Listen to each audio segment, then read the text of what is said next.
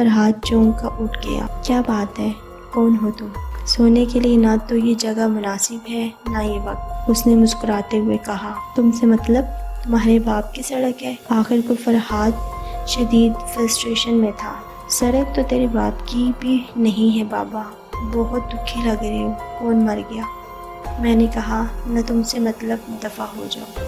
فرحاد بری طرح چڑ گیا۔ تیرا مطلب آج کوئی پورا کر سکتا ہے تو وہ میں ہوں بابو، آزما کے دیکھ۔ وہ سنجیدہ ہو گیا۔ تم کیا چاہتے ہو؟ فرحاد کو اس کا انداز چونکا رہا تھا۔ یہ جگہ ان باتوں کے لیے مناسب نہیں ہے بابو۔ اس کی مسکراہٹ لوٹ آئی۔ میرے ساتھ چلو، تمہاری ہر تمنا پوری ہو سکتی ہے، بس تھوڑی سی ہمت۔ اس قدر پراسرار تھا اس شخص کا گھر، اگر اس کو گھر کہا جائے۔ اس قبرستان میں بھی اتنا ڈر نہ لگتا جتنا اس مختصر کباڑ خانے میں لگ رہا تھا۔ یہ صرف نیم اندھیرا تھا، صرف ایک لالٹین دیوار پر لٹکی ہوئی تھی۔ زمین پر گندی سی دری بچھی ہوئی تھی جس پر فرحاد اور وہ شخص بیٹھ گئے۔ کئی بلیاں آزادانہ ادھر ادھر پھر رہی تھی، زمین پر گندے برتن پڑے تھے، دور و دیوار پر وحشت اور نحوست برس رہی تھی۔ فرحاد کا کئی گھنٹوں سے سن ذہن آہستہ آہستہ کام کرنے لگا تھا۔ اس مختصر کوٹلی کا جائزہ لیتے ہوئے اس کی نظر ایک کونے پر پڑی۔ اس کا دل زور زور سے دھڑک اٹھا۔ ایک بھیانک بدشکل مورتی میز پر سجی تھی جس کے آس پاس بے شمار باسی پھول بکھرے ہوئے تھے۔ فرحاد نے گھبرا کر دوبارہ اس شخص پر نظر ڈالی۔ کون ہو تم اور مجھے یہاں کیوں لائے ہو؟ کہاں زندگی گزاری ہے تو نے بابو؟ تجھے ابھی تک اندازہ نہیں ہوا میں کون ہوں؟ اس کے چہرے پہ مکرو مسکراہٹ تھی۔ کیا ساری عمر عشق میں ہی بتا دی ہے؟ فرحاد کو جیسے جھٹکا لگا۔ تم کیسے جانتے ہو؟ میں بہت کچھ جانتا ہوں، اور جو نہیں جانتا وہ تو بتا دے۔ اس نے فرحاد کی آنکھوں میں آنکھیں ڈال دی۔ فرحاد کو لگنے لگا اس شخص کی آنکھوں میں ناقابل بیان کشش ہے۔ وہ جیسے ٹرانس میں آنے لگا۔ اس کا معمول بن گیا۔ آج رومیلا مر گئی، میری ملی چلی گئی ہمیشہ کے لیے مجھے چھوڑ کے۔ فرحاد کی خشک آنکھیں گیلی ہونے لگی۔ اب میں کیا کروں؟ میں زندہ رہ کے کیا کروں گا؟ شروع سے کہانی سناتے سناتے اس موڑ پر آ کے آخرکار وہ زور زور سے رونے لگا۔ کیا قیمت دے سکتا ہے اپنی محبوبہ کی زندگی کی؟ کیا مطلب؟ فرحاد کو جیسے جھٹکا لگا۔ وہ اپنی آنسوؤں سے بھری آنکھوں سے اس شخص کو گھورنے لگا۔ کیا کر سکتا ہے تو اپنی؟ کیا نام ہے اس کا؟ ہاں، ملی کو واپس لانے کے لیے۔ کیا پاگل ہو تم؟ ملی مر چکی ہے، گھنٹوں گزر چکے اس کو دنیا سے گئے ہوئے۔ فرحاد پوری طرح جھنجھلا گیا۔ بابو تو اپنی بازی تو لگا، پتے بعد میں کھیلنا۔ یہ اپنی بات پر اڑا ہوا تھا۔ میری سمجھ میں تمہاری بکواس نہیں آ رہی۔ بہرحال میں اپنی جان دے سکتا ہوں ملی کے لیے۔ فرحاد بحث سے تھک گیا۔ تیری ملی تجھے واپس مل سکتی ہے، وہ دوبارہ جی اٹھے گی، مگر تجھے جان دینی نہیں ہے، جان دینی ہے۔ بول منظور۔ بادل بہت زور سے گرجے، بہت تیز دھماکہ ہوا، شاید کہیں بجلی گری تھی۔ دیوار پہ لگے وال کلاک نے 2 بجائے۔ فرحاد نے اپنے سامنے رکھی فائل بند کر دی۔ کتنی ہی دیر سے وہ بلا وجہ صفحے الٹ رہا تھا۔ وہ اپنے کمرے سے نکل آیا۔ 12 بجے وزٹنگ آورز ختم ہو چکے تھے۔ اس وقت ہاسپٹل میں حسب معمول خاموشی تھی، بالکل خاموشی۔ تمام مریض اپنے اپنے بیڈ پہ سو چکے تھے۔ ڈیوٹی پہ موجود نرسیں اس وقت اسٹاف روم میں موجود تھیں۔ رات کے وقت ان کو ہر 2 گھنٹے کے بعد پورے ہاسپٹل کا راؤنڈ لینا تھا۔ فرحاد دبے پاؤں چلتا ہوا سیڑھیاں اتر کے نیچے چلا آیا جہاں ہاسپٹل کا سرد خانہ تھا۔ اس نے آڑ میں ہو کر نظر ڈالی۔ گارڈ کی کرسی خالی پڑی تھی۔ اس نے سکون کا سانس لیا۔ اس وقت گارڈ چھپ کر کمرے میں جا کر سو جاتا تھا، ورنہ لاشوں نے بھاگ کر کہاں جانا ہے۔ فرحاد تیزی سے سرد خانے کے اندر گیا۔ چند بدقسمت لاوارث لاشیں بیڈز پر موجود تھیں۔ ان سے نظریں چراتا وہ سب سے کونے کے بیڈ تک پہنچ گیا۔ آہستہ سے اس نے لاش کے چہرے سے سفید چادر ہٹائی۔ رومیلا اس کے ہونٹ کپا گئے۔ ملی میری جان، میں تمہیں واپس لاؤں گا، ہر قیمت پر لاؤں گا۔ کسی زندگی کی قیمت کیا ہو سکتی ہے؟ اپنی محبت کو حاصل کرنے کے لیے دام لگانا کوئی نئی بات تو نہیں ہے، ہمیشہ سے ہوتا آیا ہے۔ زن اور زمین خاک اور خون مانگتے رہتے ہیں۔ حسین چہروں نے بارہا ہزاروں جانوں کا نذرانہ وصول کیا ہے، مگر اس کہانی میں سودا بہت ہی انوکھا تھا۔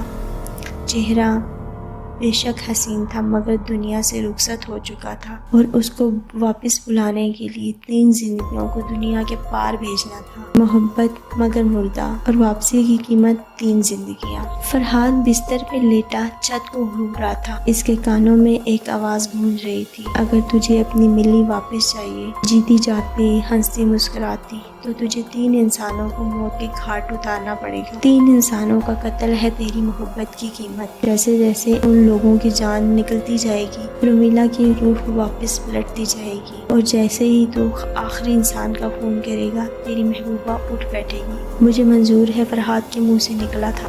پھر اس رات فرحاد نے ملی کے لیے قبر نہیں خریدی، بلکہ اس کو ایک ہاسپٹل کے سرد خانے میں منتقل کر دیا۔ ڈاکٹر ہونے کی وجہ سے یہ مراحل طے کرنا اس کے لیے بالکل آسان تھا، مگر اب آگے کے مراحل اتنے آسان نہ تھے، بہت مشکل، بہت پیچیدہ تھے۔ مگر عشق نے کبھی ہار مانی ہے کیا؟ ماوس کی رات پلٹ کر آ گئی تھی، ایک جانا پہچانا خوف، جیسے اسکول کا پہلا دن، نوکری کے لیے پہلا انٹرویو، اور آج پہلا قتل۔ اپنا پہلا شکار فرحاد نے بہت دنوں سے نظر میں رکھا ہوا تھا۔ سرکاری ہاسپٹل ہونے کی وجہ سے بہت سے لاوارث مریض بھی یہاں زیر علاج تھے۔ ان میں سے ایک خاتون نسیمہ بیگم کی حالت بہت بگڑ چکی تھی۔ وہ کافی دنوں سے ہسپتال میں تھی، ان سے کوئی کبھی ملنے نہ آیا تھا۔ فرحاد کو بے چینی سے مقررہ تاریخ کا انتظار تھا، یعنی چاند کی آخری تاریخ کا۔ جیسے ہی گھڑی نے 2 بجائے، فرحاد اٹھ کھڑا ہوا۔ اس نے اپنے کوٹ کی جیب سے انجیکشن نکال لیا۔ اس کے سر چہرے پہ بلب کی روشنی سیدھی پڑ رہی تھی۔ اس نے سرنج میں انجیکشن کو بھر لیا۔ اس کا ذہن بالکل خالی تھا۔ وہ کیا کر رہا تھا؟ کون سا گناہ کرنے جا رہا تھا؟ وہ کچھ نہیں سوچ رہا تھا۔ وزٹنگ آورز ختم ہو چکے تھے۔ ڈیوٹی پہ موجود اسٹاف پر سستی اور نیند کا غلبہ تھا۔ فرحاد نے دبے پاؤں گراؤنڈ فلور کا ایک راؤنڈ لگایا، اور پھر سیڑھیاں چڑھ کے فرسٹ فلور پر آ گیا، جہاں جنرل وارڈ کے کونے کے ایک بستر پر نسیمہ بیگم گہری نیند سو رہی تھی۔ وارڈ تقریباً خالی تھی۔ نسیمہ کے علاوہ 2 اور مریض بھی تھے، مگر گہری نیند سو رہے تھے۔ ان کو سونا ہی تھا۔ آج ان کی دوا میں نیند کی دوا کا بڑا ڈوز شامل کر دینا فرحاد کے لیے بالکل آسان تھا۔ فرحاد کو ہاتھ میں پکڑی سرنج کو نسیمہ کے بازو میں گھسانے میں چند سیکنڈ لگے ہوں گے۔ پہلے سے ہی موت کی آخری سیڑھیوں پر کھڑی نسیمہ تھوڑی سی دیر میں آسمان پہ پہنچ گئی، بنا کسی مزاحمت کے۔ نہ جانے کون سا پہر تھا رات کا۔ چاند کی آخری تاریخ کی وجہ سے رستے بالکل تاریک ہو رہے تھے۔ ماحول پہ مخصوص وحشت چھائی ہوئی تھی۔ بلیاں نہ جانے کیوں مکرو آوازیں نکال رہی تھی، جیسے پین کر رہی ہوں۔ اپنے ڈراؤ نے گھر کے کونے میں رکھی مورتی کے آگے عجیب سا آسن باندھے آنکھیں بند کیے بیٹھے ہوئے جیون داس نے اچانک آنکھ کھول دی۔ ایک بہت تیز دھماکہ ہوا تھا۔ ایک اذیت میں ڈوبی چیخ گونجی تھی، کسی عورت کی چیخ۔ جیون داس کے چہرے پہ شیطانی مسکراہٹ پھیل گئی۔ ارے واہ بابو، کمال کر دیا۔ فرحاد کی انتہائی بے دردی سے انجیکشن ٹھونسنے کی وجہ سے بیچاری عمر رسیدہ کمزور نسیمہ کے بازو سے چند قطرے خون ہی نکلے تھے۔